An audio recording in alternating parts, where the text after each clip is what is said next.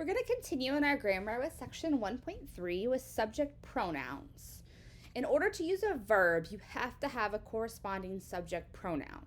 The subject pronoun would replace the name or the title of a person or thing that is the subject of the verb. So kind of like if we said Dr. Robinson said to do our grammar, we could say she said to do our grammar. And that pronoun helps us identify the form that we need to conjugate the verb into. So our basic subject pronouns are yo, which is I, tú, which is you, the familiar form. So when you say tú, you're talking to somebody that you actually know. Usted is a formal, so that's for somebody who's more of acquaintance or a coworker, somebody you don't really know well. Él and ella, those are he and she. So all of those are singular subject pronouns. If we're talking about plural, we have nosotros and nosotras, which would be we, masculine or feminine. Notice how the O changes to an A. Vosotros and vosotras are primarily used in Spain, but some other dialects around the world will use those, but typically that is more of a pure Spain Spanish usage. Ustedes would be like y'all. I know it says you there and you plural is a weird concept. So the closest thing I can relate it to in English would be y'all in the southern states. Ellos is a group that is considered masculine. If there is one male in the group, it becomes masculine. Ellas would have to be a group of all females. So that's kind of the differentiating factor between plural groups with gender. Spanish has two subject pronouns, which mean you. We have tú and usted. Tú, again, is that more familiar, someone in your family, somebody you know from school, a friend, a child maybe that you know really well, some of your friends' kids.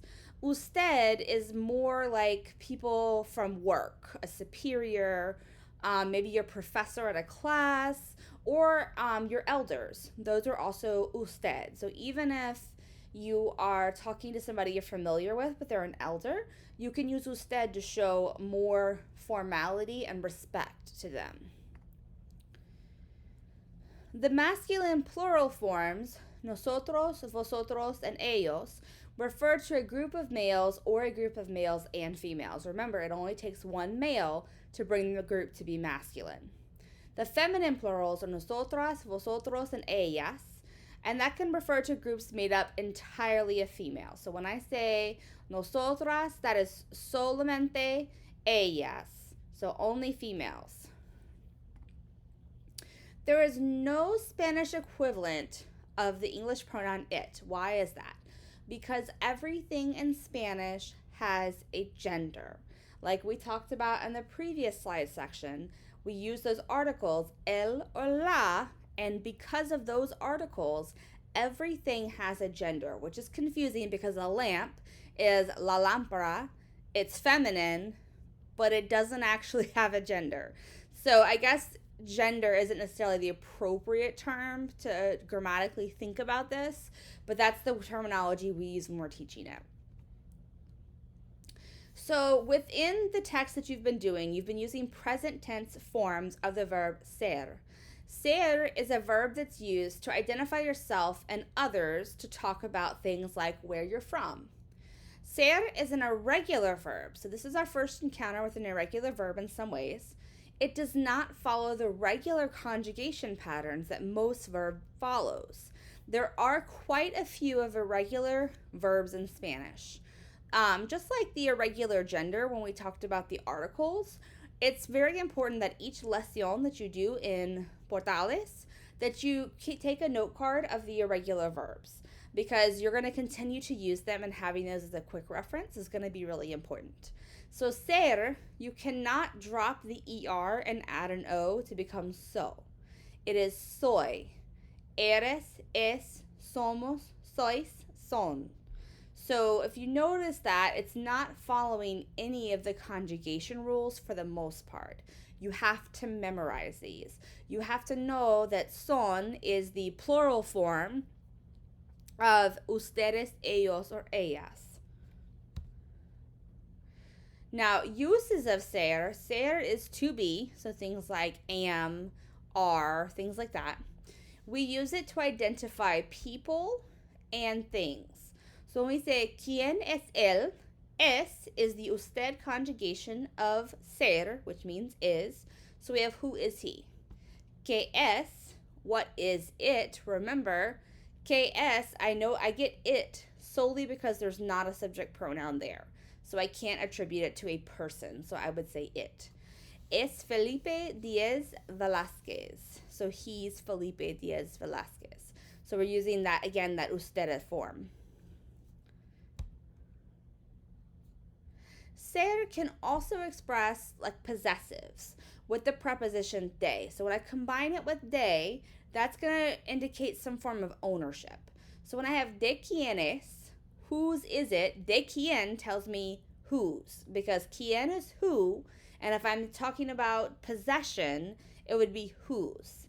So that's there. Es el diario de Maru. So if you notice de is tied to Maru, so that's showing possession on the part of Maru. So it would be it's Maru's diary, because el diario. So you could also say the diary is Maru's as a conjugation possibility. Son los lápices de la chica. So we're saying la chica is the possessive, so chica means girl, so it's girl's possessive. And you could have they are the girls' pencils, or you could have the pencils are the girls. Obviously, they are the girls is more like what we're going to say in English, but there is an alternate translation. Whenever we follow de by the article el, they combine to form del. So I'll say de la chica, but I won't say de el chico. I'll say del chico. Same thing, el conductor, I'm going to say del conductor. Ser utilizes a lot of prepositions because when we're saying things like I am, we're going to add prepositions there to express our origin. So de donde eres means where are you from? And so someone would say yo soy de Wisconsin. Soy is the yo form of ser and in the irregular. And you're saying I am from Wisconsin. So de is going to be utilized to express that origin. Then we have de donde es usted? Yo soy de Cuba. So I am from Cuba. Again, de is utilized to express where they're from. If I'm looking at the present tense of ser, we just have a couple of practice sentences here where we're utilizing the usted, el, or ella form of it, which would be es. So I can actually form it es de Argentina. And notice I don't say es el de Argentina, because in the context, I read the first question and then I've read the response together. So this is where context clues can become very important in Spanish. I'm not always going to have that redundancy of saying él es de Argentina. I can say that, but it's not always going to be that redundancy we see in English. Ser is also used to label things. So like if I'm a doctor, that's considered a label. An occupation is a label. So Don Francisco es conductor would be Don Francisco is a driver. Yo soy estudiante. I am a student. Just like you would say, yo soy Brandy. I am Brandy. So you're applying a label to the person. Unlike English, Spanish does not use the indefinite article when referring to a profession. So I could say in English, she is a professor. But in the translation of that to Spanish, I would not say ella es una profesora. I would just drop the una off and I would say ella es profesora. It's an incorrect colloquialism, perhaps, to do something like Marta es una profesora excelente. So yes, that does mean Marta is an excellent teacher, but the una is not necessary and is often going to not be used when you're talking to a native speaker. And again, here's another example of somos. So nosotros somos, we are, de Peru. So we are from Peru.